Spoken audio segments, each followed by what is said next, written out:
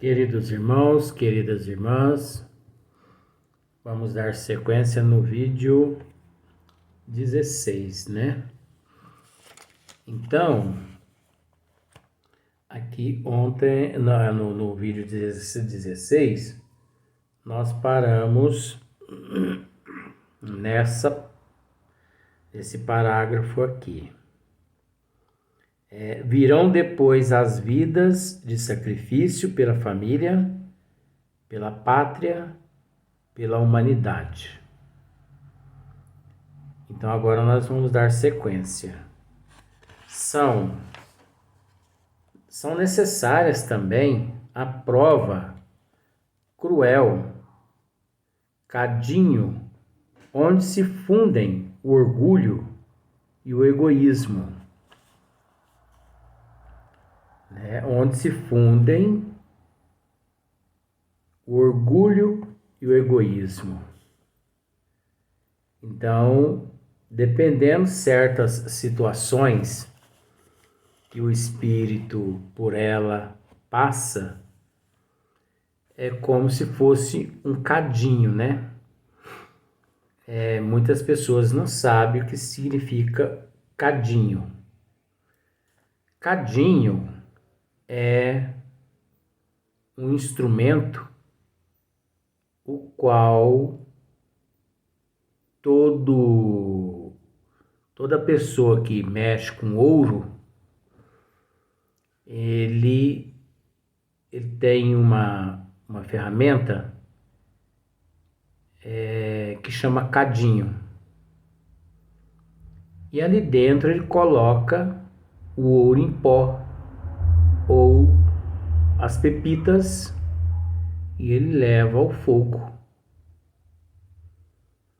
Então, aquela ferramenta, ela aguenta altíssimas temperaturas que não atrapalha o derretimento, né, do ouro. Então se funde. Por isso que aqui está escrito: a prova cruel, cadinho onde se fundem o orgulho e o egoísmo. Então existe certas existências que é como um cadinho onde se funde o orgulho e o egoísmo. Porque chega um momento na evolução do ser que esses monstros, se o indivíduo não trabalha para que ele deixe de existir através de um processo natural, é natural que ele é submetido a certas provas, a certas expiações de humilhação, né? Então é onde é posto em prova, né, o orgulho e o egoísmo. E as situações dolorosas, que são o resgate do passado. Olha só. E as situações dolorosas, que são o resgate do passado. Então nós sabemos que nada nos acontece por um acaso. Tudo tem uma finalidade, tem um porquê. Você entendeu? Podendo até ser que, na atual existência, as pessoas não consigam entender, devido ao nível evolutivo. Mas conforme a pessoa se interessa pelas leis divinas, trazidas por nosso Senhor Jesus Cristo e delegados a todos nós, obviamente, juntamente com a doutrina dos espíritos que remonta às causas, ele vai conseguindo juntar ali aquele quebra-cabeça devido à desigualdade do processo que ele se encontra. Então, é natural que, como Jesus mesmo nos disse, conhecereis a verdade, que a verdade vos libertará, aquele indivíduo raciocinando, ele chega a estas conclusões, né? A reparação das nossas faltas, a norma porque se cumpre a lei de justiça. O espírito retempera. O espírito retempera-se, aperfeiçoa-se, purifica-se na luta e no sofrimento, né? Então, a reencarnação e a desencarnação, ela proporciona ao espírito esses meios, né? A reencarnação e a desencarnação proporciona ao espírito esse meio, onde o espírito retempera-se, aperfeiçoa-se, purifica-se na luta e no sofrimento, só através da reencarnação, uma vez que nada fica impune. Fica impune na Terra. Fica impune na Terra, mediante a justiça da Terra, como eu já disse milhões de vezes, que é capenga. E quando eu digo capenga, eu já esclareci isso, não é uma forma assim, desfazendo a justiça da Terra, mas é uma questão que, se nós pararmos para analisar, a justiça da Terra, ela acredita no que está escrito no papel. Juiz nenhum tem capacidade de julgar o meliante ali de acordo com o que encontra-se escrito na consciência do meliante. Porque o juiz não consegue visualizar aquilo que encontra-se na mente, no pensamento do meliante, do criminoso e por aí em diante. A justiça divina é o contrário. Ela já enxerga praticamente quase que 100% aquilo que encontra-se registrado na consciência do indivíduo. Porque é na consciência que encontra-se registrado os nossos bons atos e os nossos maus atos. Então é para ver a diferença. Então, através da reencarnação, né, o espírito volta a expiar no próprio meio onde se tornou culpado. Olha só que interessante. O espírito volta às provações, o espírito volta a expiar no próprio meio onde se tornou culpado.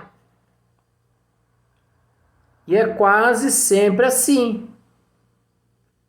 Nós já não explicamos a respeito do caso de Segismundo, né? Quem já leu o livro Missionários da Luz, vê lá a trama, né, que ocorreu. Quem já leu Ação e Reação, vê lá a trama também que se deu. Então nós nos relacionamos praticamente quase 100% com aqueles que nós prejudicamos e com aqueles os quais nos prejudicaram. É uma trama.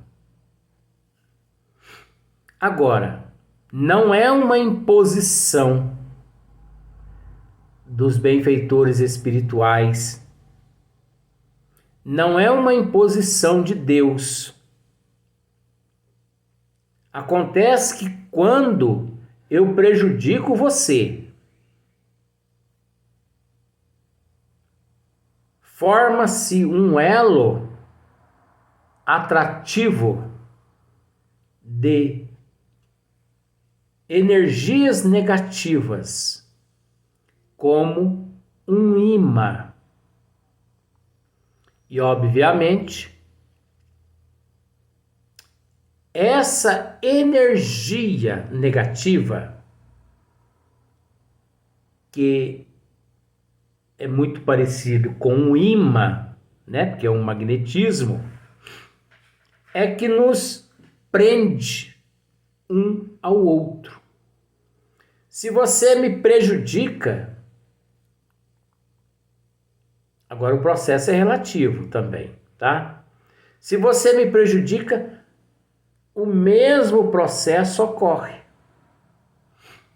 Agora, por que esse processo ocorre? Porque semelhante atrai semelhante. Porque se eu te prejudico e você me perdoa, aí, aliás, eu me arrependo, você me perdoa e eu reparo aquele erro naquela existência mesma. Obviamente, aquela energia negativa, ela se desintegra. Como muitas pessoas, quando lançam um pensamento negativo, né, na outra pessoa, então, aquele pensamento negativo, ele vai ao encontro daquela pessoa. Chegando lá naquela pessoa, se a pessoa está equiparada com o bem, praticando a caridade, a lei do amor, ela, obviamente, protegida está.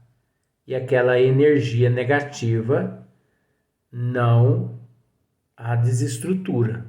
Mas se não estiver, aquela energia negativa pode desestruturá-la. Então, é o mesmo caso se eu te prejudico e você me prejudica. Então, vamos dizer que você me prejudica, eu te prejudico, aí nós, numa existência, aí nós retornamos à pátria espiritual, você me persegue, eu te persigo lá, depois nós reencarnamos. Só que nós vamos reencarnar no mesmo lar. Olha para você ver como que é interessante. Nós poderemos vir a ser irmãos, primos, pai e filho. Você não viu lá o caso do Segismundo? Segismundo, aquele que assassinou, né? Eu me esqueço agora.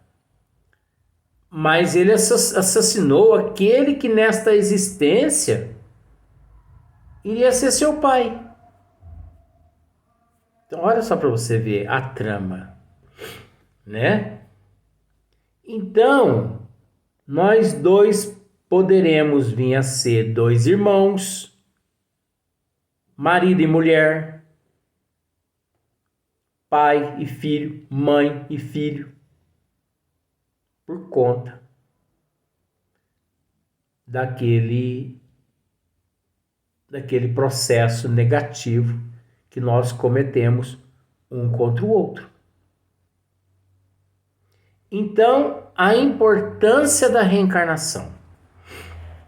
Porque é só através da reencarnação que nós conseguimos condições para poder dissipar todo aquele mal cometido um contra o outro, né?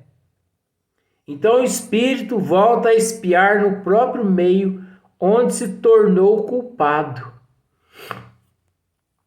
Acontece às vezes que as provações fazem de nossa existência um calvário. Mas esse calvário é um monte que nos aproxima dos mundos felizes. Isso é muito interessante.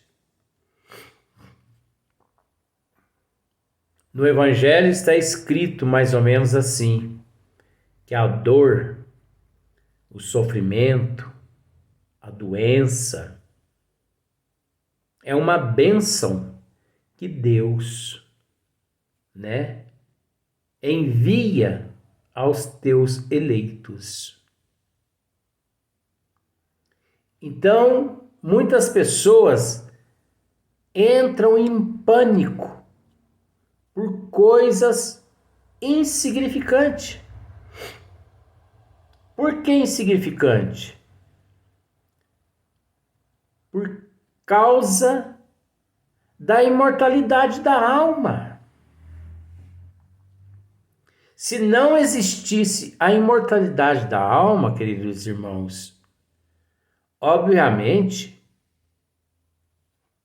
todos nós teríamos o direito de entrar em pânico, de ter medo. Agora, o que é o medo?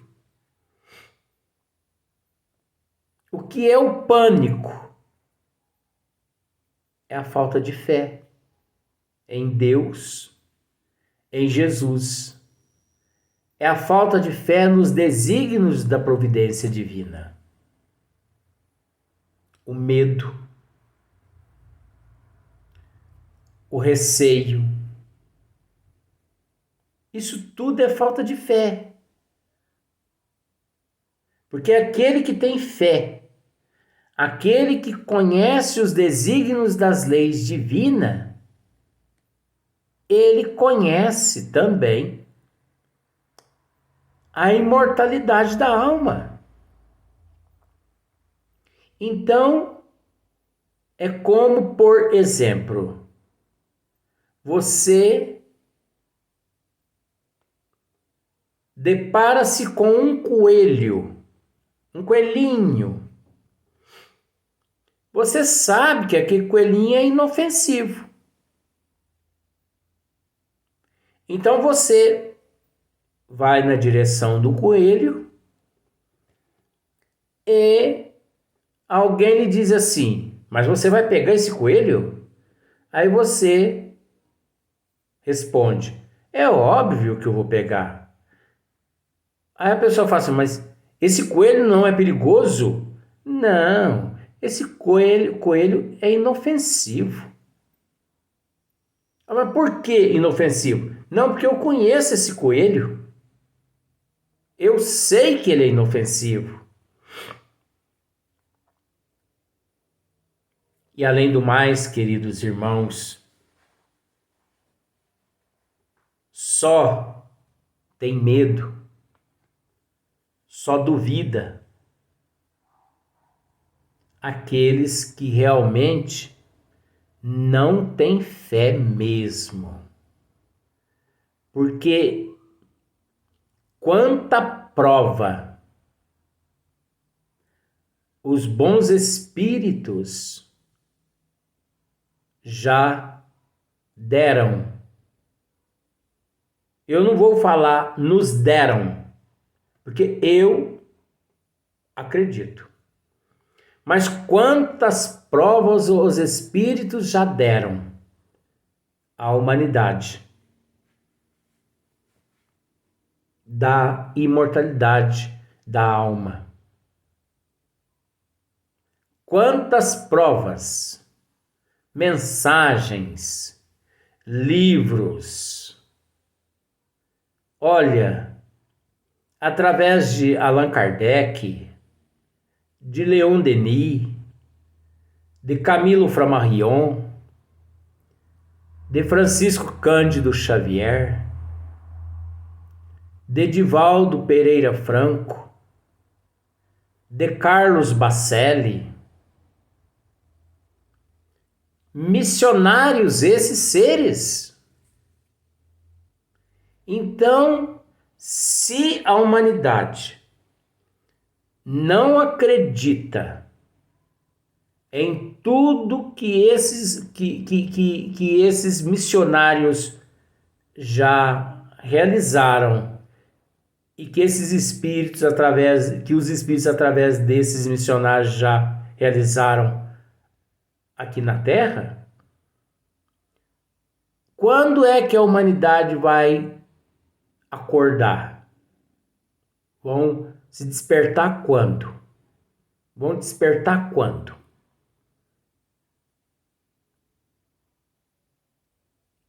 Será que a humanidade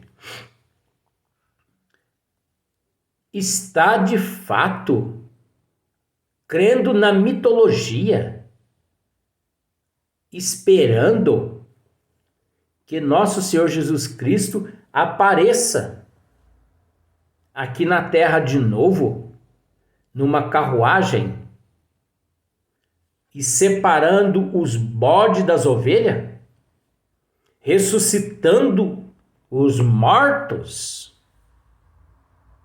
Até porque na Terra existem muitos mortos, né? Mortos de sentimento, mortos de amor, né? Excessivamente ingratos, traidores.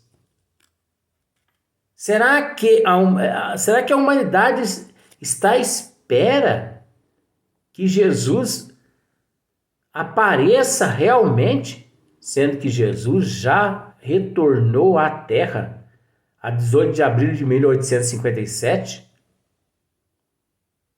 com a codificação da doutrina espírita, que significa o cristianismo redivivo? O que mais a espiritualidade precisa fazer para provar a imortalidade da alma? O que mais? A humanidade precisa ter fé. Mas não essa fé sem obra. A fé acompanhada de obra. Aquela que, durante todo o tempo, né, ela encara de frente a razão, o bom senso, a prudência. Não essa fé regada no fanatismo. Não essa fé regada no ilusionismo, no misticismo. Não essa fé. Porque isso não é fé. Isso é obsessão. Vamos para o próximo vídeo.